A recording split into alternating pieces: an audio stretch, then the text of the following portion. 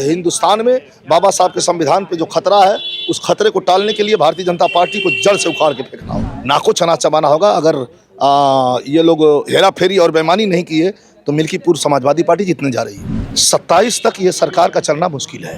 राष्ट्रीय अध्यक्ष अखिलेश जी के अगल बगल में भी खड़ा होने वाला कोई हिंदुस्तान में नेता है क्या? है तो बता दो, मैं चैलेंज करता हूँ। मिशन 2027 में सभी सियासी दल जुट चुके हैं। इसमें समाजवादी पार्टी भी लगातार तैयारी कर रही है और इसी को लेकर के अलग अलग इकाइयां जो राष्ट्रीय और प्रदेश स्तर की उनकी बैठक चल रही है।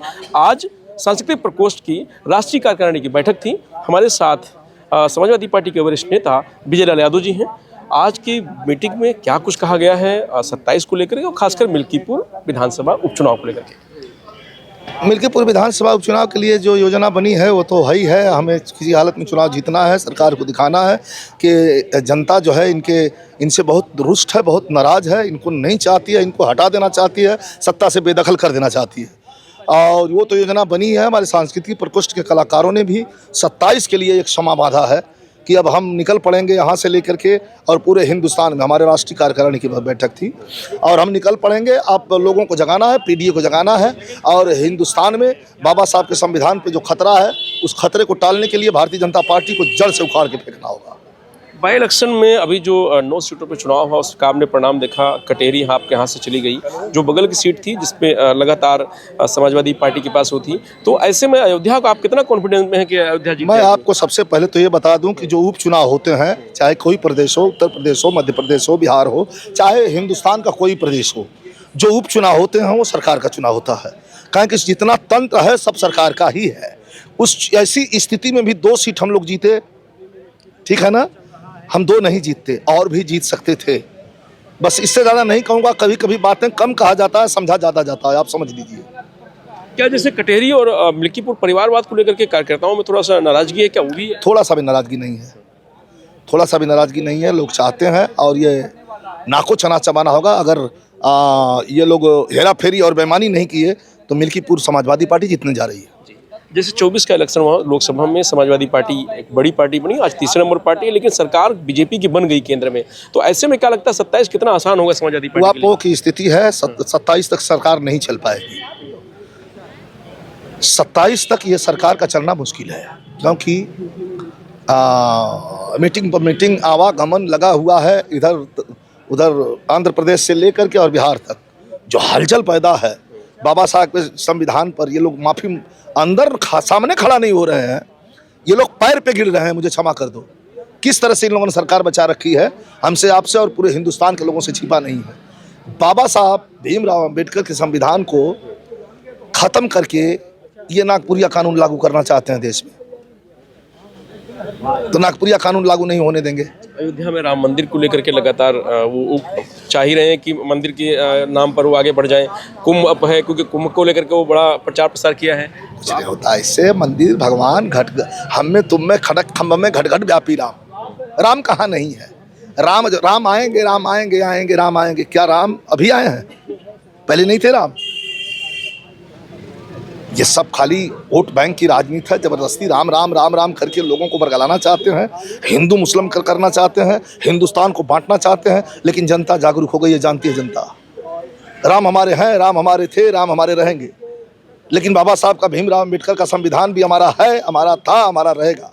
इसको कोई माई का लाल नहीं छेड़ सकता है। जो छेड़ेगा उसे नस्तनाबूद कर दिया जाएगा। संभल की घटना को लेकर जैसे राष्ट्रीय अध्यक्ष ने भी कल कहा कि भाई वहाँ पे सरकार के द्वारा प्रशासन से कराया गया घटना, लेकिन सरकार ये कह रही है कि समाजवादी पार्टी और एक विशेष समुदाय की तरफ से इस तरह घटना की गई है। देखिए, सरकार कुछ भी कर सकती है। आप पता आपको होना चाहिए कि जिसकी सरकार है, अपोजिशन में हम बैठे हैं और हम ऐसी अप्रिय घटना करवाएं, उनकी सरकार ही धर्म की राजनीति करके लोगों को बांटने का प्रयास आज तक हिंदुस्तान में किसने किया है? आरएसएस और भारतीय जनता पार्टी ने। हमारे राष्ट्रीय अध्यक्ष जी जाते हैं दर्शन करने के लिए, तो तुम लोग मंदिर धुलवाते हो। इससे आपको पता नहीं चलता कि घटना कौन कर रहा है, कौन करवा रहा है? ये सब सारा षड्यंत्र है हमारे राष्ट्रीय अध्यक्ष जी के और समाजवादी पार्टी को नीचा दिखाने का और बदनाम करने का। लेकिन इससे जनता, पीडीए, पिछड़ा, दलित, अल्पसंख्यक, आदिवासी जाग पड़ा है। अब सिर्फ और सिर्फ अखिलेश दिखाई दे रहे हैं और कोई नहीं। केशव प्रसाद मौर्य करेंगे अखिलेश जी जाए कुंभ में थोड़ा सा डुबकी लगा ले तो पाप कट जाए। देखिए, पाप जो किया होगा अपना पाप काट ले। चोरी हत्या पाप करके वो आए हैं, राजनेता बने हुए हैं मौर्य जी। वो अपना पाप काट लें।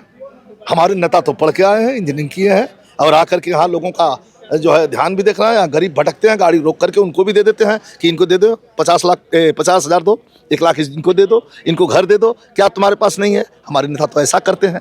तो ये पापी जितने हैं वो जाकर कुंभ में अपना पाप धोएं। हमारे राष्ट्रीय अध्यक्ष जी एक यूनिवर्सिटी से पढ़ के आए हैं, छात्र हैं और पढ़े लिखे बुद्धिजीवी हैं।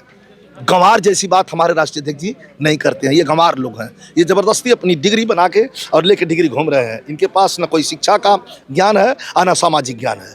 ये सोचते हैं कितना कुठारा प्रहार करके लोगों का मन दुखा दें, हम इनके प्रति कितना बरगला दें, उनका बस नहीं चल रहा है। राष्ट्रीय अध्यक्ष अखिलेश जी के अगल बगल में भी खड़ा होने वाला कोई हिंदुस्तान में नेता है क्या?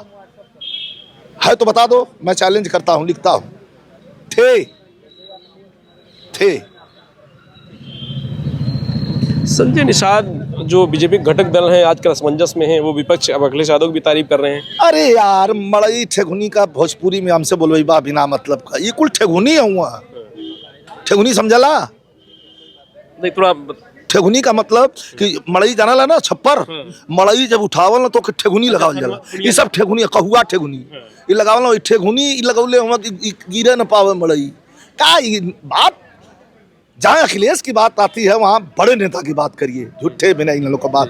अब भाई यहाँ क्या चाह रहे हैं कि मतलब थोड़ा सा इधर यहाँ हाँ अब भाई इनका कोई ठीक नहीं है। एक तो पियरका है, पियरका चाचा कुछ है, कुछ भी नहीं है। अच्छा, बस अच्छा बिजलाल जी, सांस्कृतिक प्रकोष्ठ की क्या भूमिका होगी 27 को लेकर? किस तरीके की तैयारी, किस तरीके की तैयारी आप? अहम भूमिका, गाने से भूमिका, बजाने से भूमिका, मंच पर खड़ा होकर ललकारने की भूमिका।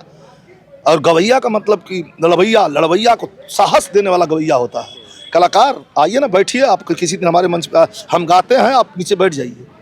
और आपको बहुत जरूरी काम हो कि मैं 10 मिनट में चला जाऊंगा, 1 घंटा, अगर आप 1 घंटा से पहले हिल जाएंगे तो उस दिन से गाना छोड़ दूंगा। आप बैठिए। गवैया कोई खाली ये थोड़ी है कि अपना गा रहा है और आप सुन रहे हैं, थोड़ी ला नहीं, उसमें बातें हैं, संगीत में बातें हैं। कुछ है 27 को लेकर 2 लाइन आपके लिए? अगर कुछ नहीं, अभी तो गाना बजाना की बात हम नहीं अभी तैयारी की है, अब लिखा जा रहा है। आज राष्ट्रीय अध्यक्ष जी का निर्देश मिला है, हमारे राष्ट्रीय अध्यक्ष जी का निर्देश मिला है, गाना लिखा जा रहा है। बॉम्बे जा रहा हूँ, ट्रैक बना के लेके अगले हफ्ते आ रहा हूँ, फिर आपके चैनल पे और गाने के साथ मिलता हूँ। जय हिंद, जय समाजवादी। ये थे विजयलाल यादव, जिनका कहना है कि मिशन 2027 के लिए समाजवादी पार्टी पूरी तैयारी में है और जो सांस्कृतिक प्रकोष्ठ है उसकी अहम भूमिका होगी।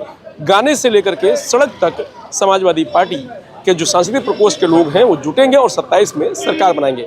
रंजीश यादव, लोकमत हिंदी, लखनऊ।